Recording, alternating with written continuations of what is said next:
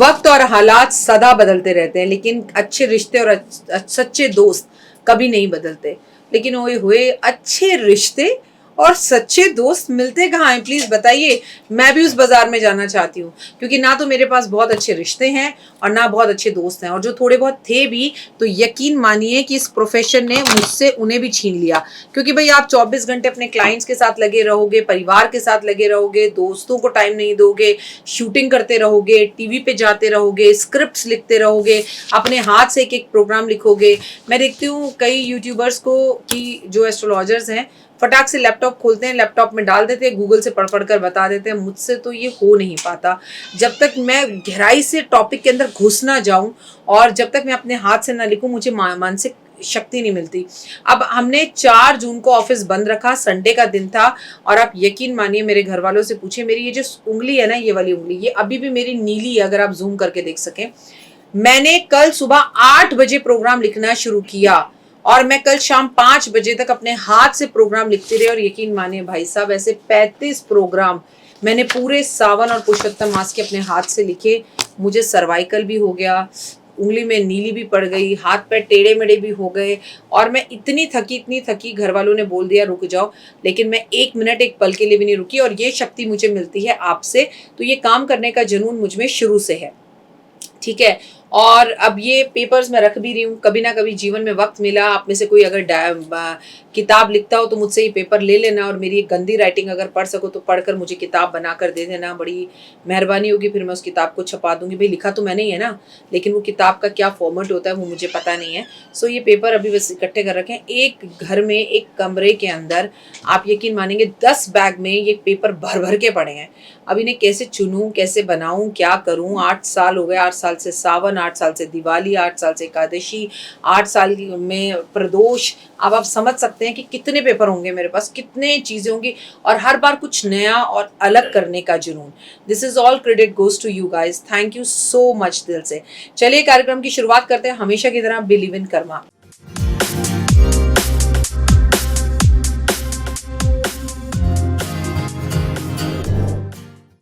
क्या होता है अधिक मास? क्या होता है पुरुषोत्तम मास?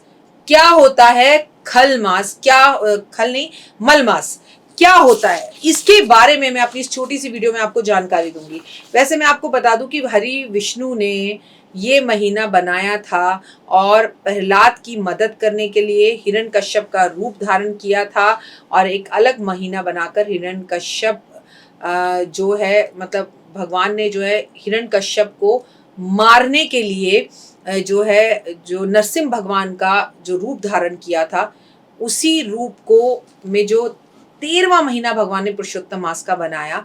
इसकी कहानी भी मैंने आपको अपनी एक वीडियो में बताई है। अगर आप मेरी हर वीडियो पर नजर रखते हैं तो आपको पता चलेगा कि हिरण्यकश्यप ने कहा कि भगवान मुझे ऐसा वरदान है, ना मैं दिन में मर सकता हूँ, ना रात में मर सकता हूँ, ना सुबह मर सकता हूँ, ना शाम में मर सकता हूँ, ना अस्त्र से, ना शस्त्र से, ना मनुष्य से, ना जानवर से, ना धरती में, ना आकाश में।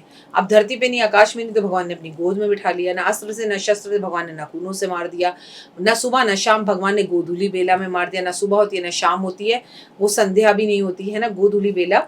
और जिसे हम कहते हैं पूजा पाठ करना, जिसे हम प्रदोष काल कहते हैं, बेहद शुभ होता है।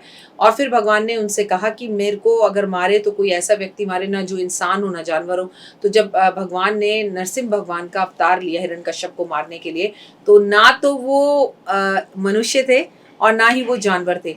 अब चाहिए था 13वां महीना, क्योंकि उसने वरदान लिया था कि 12 महीनों में मैं कभी ना मर पाऊं। तो भगवान देखिए कितने समझदार है, वरदान भी देते हैं, उसका सोल्यूशन भी निकाल लेते हैं। भगवान ने तीसरा महीना बना लिया, 13वां महीना बनवा लिया, जिसे पुरुषोत्तम मास, मल मास कहते हैं। जब इस महीने में लोगों ने अच्छे काम करने बंद कर दिए, हालांकि चतुर्मास में कोई अच्छा काम नहीं होता, भक्ति भाव की जाती है, तो ये महीने का जो देवता है वो भगवान के पास गया और बोला, लोग तो मुझसे नफरत करते हैं क्योंकि आपने किसी को मारने के लिए मेरा जन्म किया 13वें महीने का। तो 13वें महीने को लोग अच्छा नहीं मानते। भगवान ने मुस्कुरा कर कहा, जा, मैं तेरे महीने को अपना नाम देता हूँ पुरुषोत्तम मास। जो इस महीने में दान करेगा, पूजा करेगा, भक्ति करेगा, आराधना करेगा, अर्चना करेगा, उसे बहुत जबरदस्त फल प्राप्त होगा। इसलिए इस महीने को पुरुषोत्तम मास कहते हैं। 18 जुलाई को शुरू हो रहा है, 16 अगस्त 2023 तक रहेगा। इसे 13वां महीना कहा जाता है। भारतीय पंचांग की बात की जाए तो हिंदू पंचांग बहुत ही ज्यादा वैज्ञानिक तौर पर रखा गया है। सूर्य चंद्रमा की गति पर आधारित है। ग्रहों का बहुत ध्यान रखा जाता है। अधिक मास को लोग दूसरा सावन भी कहते हैं। हर 3 साल बाद ये आता है। इससे पहले मैं आपको बता दूं कि ये अधिक मास और में भगवान विष्णु और लक्ष्मी की पूजा की जाती है, तुलसी की पूजा की जाती है। 2023 में जो है आपको अधिक मास मिल रहा है। मैंने आपको तारीखें बता दी हैं, 18 जुलाई से 16 अगस्त तक। ईश्वर की पूजा इस टाइम पर अधिक मास में सबसे ज़्यादा प्रिय बताई गई है। कई लोग इसे गलत समझते हैं, लेकिन हिंदू मास में 12 महीने होते हैं। चैत्र के महीने से शुरू होकर फागुन के महीने पे खत्म होता है। 2020 को जो था अधिक मास था, और अब 2023 को फिर से अधिक मास आ गया, जिसे हम मल मास कहते हैं। 18 जुलाई से 16 अगस्त तक। पहले तो लोग इससे बहुत डरते थे। इस महीने के स्वामी जो है वो भगवान विष्णु हैं, और कहते हैं कि आपको भगवान विष्णु पुरुषोत्तम का नाम लेना चाहिए और भगवान की पूजा आराधना करनी चाहिए, धर्म के कार्य करने चाहिए, रामायण का पाठ कराना चाहिए, साधना करनी चाहिए, जल्दी उठना चाहिए, जल्दी सोना चाहिए, दोपहर में नहीं सोना चाहिए, तुलसी पूजन करना चाहिए, पेड़ पौधे लगाने चाहिए, तुलसी रोपण करना चाहिए, व्रत रखना चाहिए, एक टाइम का खाना खाना चाहिए, और भगवान का भजन कीर्तन करना चाहिए, लोगों की मदद करनी चाहिए, तीर्थ यात्रा करनी चाहिए, गंगा स्नान करना चाहिए और दान करना चाहिए। विष्णु जी को का शंख से अभिषेक करना चाहिए, पीपल के पेड़ लगाने चाहिए, पीपल के पेड़ पे मीठा जल देना चाहिए, पीपल के पेड़ की सफाई करनी चाहिए, गोपी चंदन पीले रंग का माथे पे लगाना चाहिए, मंदिर में आपको अन्न का दान करना चाहिए। नरसिंह भगवान की पूजा का ये सबसे विशेष टाइम होता है। एक महीने के लिए लगातार आप उनकी पूजा करें, दुश्मन आपकी पैरों में गिर जाएंगे, और चाहे वो बीमारी हो, चाहे कोई मनुष्य हो जो आपको तंग कर रहा हो, दुश्मनों से आपका छुटकारा होगा। आपको मुंडन सगाई नहीं करवानी चाहिए, व्रत रखने चाहिए, शिव की पूजा करनी चाहिए, महामृत्युंजय का जाप करवाना चाहिए, पौधे लगाने चाहिए, हवन करना चाहिए, गंगा स्नान करना चाहिए। बच्चों का जन्मदिन या गोद भराई जैसी कोई भी रस्म अगर आपको इस समय पे करनी हो तो आप कर सकते हैं।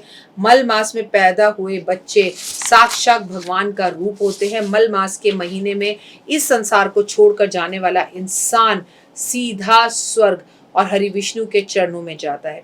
ओम नमो भगवते वासुदेवा का जाप करना, कमलगट्टे की माला पहनना, कमलगट्टे की माला हरि विष्णु लक्ष्मी को अर्पण करना, तुलसी के पौधे लगाना, तुलसी की परिक्रमा करना, भगवान की जितनी पूजा पाठ आराधना अर्चना आप कर सकते हो उतना करना आपको बहुत फायदेमंद देता है। मैं आपको अधिक मास पुरुषोत्तम मास के बारे में जितनी भी तारीफ करूं उसे आप कम समझिएगा। तो अगर आप सावन के सोमवार रख रहे हैं तो पुरुषोत्तम मास के भी सावन के सोमवार रखिए। पुरुषोत्तम मास में एक व्रत बेहद खास होता है। वैसे तो कहते हैं इस पूरे महीने में व्रत रखना चाहिए। आप में से बहुत सारे लोग मेरे साथ पूरे महीने का व्रत भी रख रहे होंगे, जैसे मेरे 2 महीने के व्रत है। लेकिन अगर आपको मैं एक बात क्लियर कर दूं, आप 59 डेज का टोटल ये दिन शुरू हो रहे हैं। हम शुरू करेंगे गुरु पूर्णिमा से 3 जुलाई से लेकर लगभग 30 अगस्त 2023 जिस दिन रक्षाबंधन है तब तक ये पावन महीने 2 चलेंगे, जिसमें सावन भी आएगा, पुरुषोत्तम मास भी आएगा, और आपको भगवान को मनाना है, भगवान की पूजा आराधना अर्चना करनी है। इस टाइम पर एक व्रत होता है अधिक मास में जिसे आपने रखा तो ओए आपको बहुत लाभ होता है, और वो है केले के पेड़ की पूजा, थर्सडे के व्रत। खासकर वो बच्चियां जिनका विवाह नहीं हो रहा, या जिनको शादी में प्रॉब्लम आ रही है, या लाइफ में 99 पर जाकर अगर आप 0 में हो रहे हैं, तो आपको ऐसे टाइम पर किसी विष्णु मंदिर के दर्शन करने चाहिए और अपने घर में विष्णु सहस्त्र नाम का पाठ अवश्य कराना चाहिए। उम्मीद है आपको मेरी वीडियोस पसंद आ रही होंगी। कमेंट्स में जय माता दी लिखेगा। फिलहाल दीजिए इजाजत। नमस्कार, जय माता दी।